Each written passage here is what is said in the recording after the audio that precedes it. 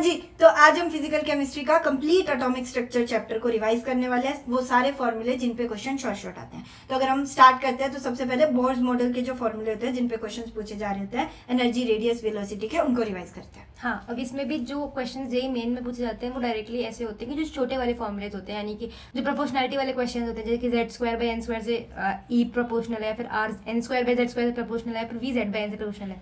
लेकिन आपको जी एडवांस में वो हाइपोथेटिकली एक सिचुएशन दे सकते हैं कि अगर आपका जो इलेक्ट्रॉनिक चार्ज है वो किसी भी प्लैनेट पे 2e है सपोज करो, तो आपका कैसे टोटल एनर्जी वेरी करेगा। अब उसमें ऐसा होता है ना कि आप अगर छोटे वाले फॉर्मूले से जाओ, यहाँ जो इस वाले फॉर्मूले से अगर आप जाओगे तो आप Z square by N square, आपको यहाँ तो रिलेशन कोई दिख नहीं रहा है आपको इलेक्ट्रॉन से, तो आप एनर्जी को सेम मान लोगे।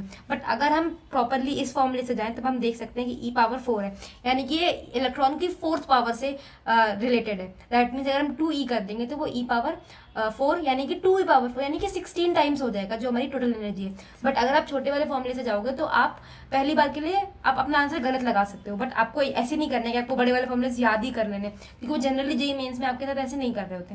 वो जेई एडवांस में आपको हाइपोथेटिकल सिचुएशंस दे रहे होते हैं, अगर h का वैल्यू 2h हो जाए, 3h हो जाए तो कैसे कैसे होगा। तो आपको एक बार ध्यान में रखना है कि आपकी जो एनर्जी का फॉर्मूला है, रेडियस का फॉर्मूला है, वी का फॉर्मूला है, वो सारी चीजें आपकी कैसे कैसे रिलेटेड है किस किस टर्म्स के साथ। जैसे अगर हम देखेंगे तो रेडियस वाले में ये 1/e स्क्वायर है, यानी कि inversely proportional to E square हो गया।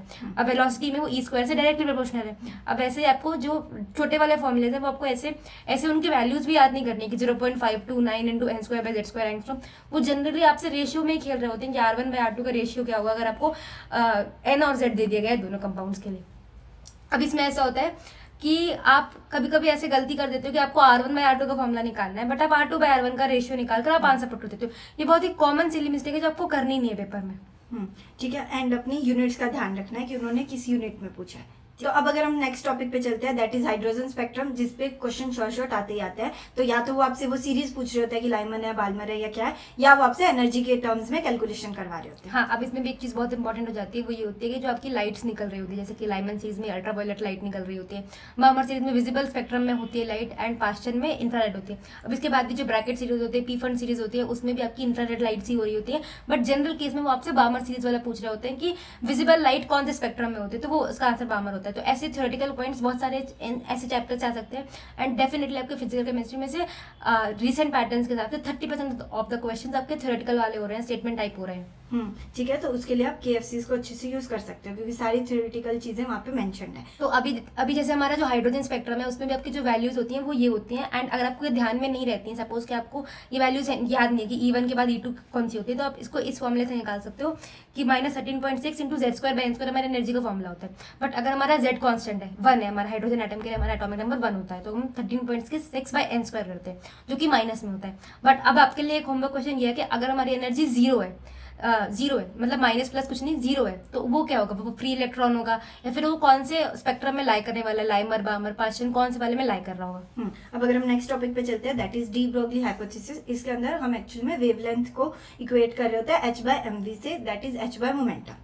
हाँ, अब इसमें भी ये फॉर्मूला बहुत इंपॉर्टेंट हो जाता है कि वो आपसे ऑर्बिट पूछ रहे होते हैं कि कौन सी ऑर्बिट में ये इलेक्ट्रॉन लाई कर रहा होगा, जो आप 2πr equal to n lambda से निकाल रहे होते हैं। एंड देन जो इंपॉर्टेंट टॉपिक आता है that is Heisenberg uncertainty principle, जो कि हमें ये बोलता है कि हम exact position and exact momentum simultaneously calculate नहीं कर सकते। हम उसकी सिर्फ एरर की फॉर्म्स में वैल्यूज ले रहे होते हैं कि हम चेंज पता कर रहे होते हैं। हाँ, तो जो अब इसमें भी ऐसा होता है ना कि एग्जैक्ट पोजीशन अगर हम निकालेंगे तो मोमेंटम में कोई ना कोई एरर आएगा, एंड मोमेंटम अगर हम एग्जैक्ट निकालने की कोशिश करेंगे तो पोजीशन में कोई ना कोई एरर आएगा। तो अब इसके क्वेश्चन कैसे पूछ रहे होते हैं, तो इसके क्वेश्चन वैसे पूछते हैं कि फॉर्मूला हमारा होता है delta x into delta P. तो डेल्टा पी को हम m डेल्टा वी लिखते हैं, greater than equals to h/4π। तो वो या करेंगे कि आपको डेल्टा एक्स दे देंगे, आपसे या तो डायरेक्टली मोमेंटम चेंज पूछेंगे, या वो कई बार चेंज इन वेलोसिटी पूछते हैं, तो आप मास ऑफ इलेक्ट्रॉन वहाँ पुट करके निकालोगे, और उसके अंदर आप मिनिमम वेलोसिटी या मिनिमम चेंज इन पोजीशन निकाल रहे होते हैं क्योंकि that is greater than equal to h/4π होता है। हाँ, तो आप मिनिमम वैल्यू निकाल लोगे इसको इक्वेट करके। हाँ, अब इसके बाद एक और टॉपिक होता है हमारा इस एटॉमिक स्ट्रक्चर वाले चैप्टर में, जो होता है फोटो इलेक्ट्रिक इफेक्ट,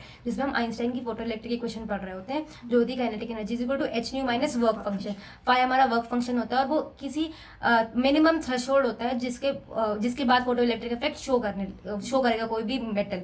हाँ, तो अब इसमें ग्राफ बहुत इंपॉर्टेंट होता है, जिसका आंसर, जिसका सोल्यूशन आपको बिंग आइटन ऑफिशियल वाले टेलीग्राम पर भेजना है सॉल्व करके, जिससे कि आपका रिवीजन बहुत ईजी हो जाए। फोटो इलेक्ट्रिक इफेक्ट वाला टॉपिक दोनों में बहुत इंपॉर्टेंट है, फिजिक्स में भी इंपॉर्टेंट है एंड केमिस्ट्री में भी बहुत इंपॉर्टेंट है। एग्जैक्टली ठीक है। अभी हमने सारे फॉर्मूला जो इंपॉर्टेंट होते हैं, जिनके PYQs आते हैं, वो डिस्कस कर लिया है। अब आपका होमवर्क किया है कि ये जो जितने भी हमने फॉर्मूला डिस्कस किए ना, इनको आप अच्छे से एक बार रिवाइज कर लोगे एंड जो PYQs है उनको एक बार देख लोगे कि कैसे टाइप के क्वेश्चन पूछे जाते हैं, जिससे आप अच्छे से कॉन्फिडेंस ले सकते हो चैप्टर के अंदर। ठीक है, तो एक इंपॉर्टेंट चीज कि जो थ्योरेटिकल पार्ट है एटॉमिक स्ट्रक्चर का, वो आपको KFC नोट्स में अच्छे से शेयर किया गया है। सारे इंपॉर्टेंट पॉइंट्स जो कि स्टेटमेंट बेस्ड क्वेश्चंस में पूछे जाते हैं, या आपके जितने भी वो असर्शन रीजन वाले क्वेश्चंस में पूछे जाते हैं, वो सारा पार्ट KFC नोट्स में कवर्ड है, जिसको आप ले सकते हो एंड वो सारी डिटेल्स आपको डिस्क्रिप्शन में मिल रही होगी। हाँ, और इसके नोट्स भी आपको being at in prime resources वाले ड्राइव पे मिल जाएंगे। एग्जैक्टली। अभी के लिए चलते हैं, रिविजन कर लेना। All the best.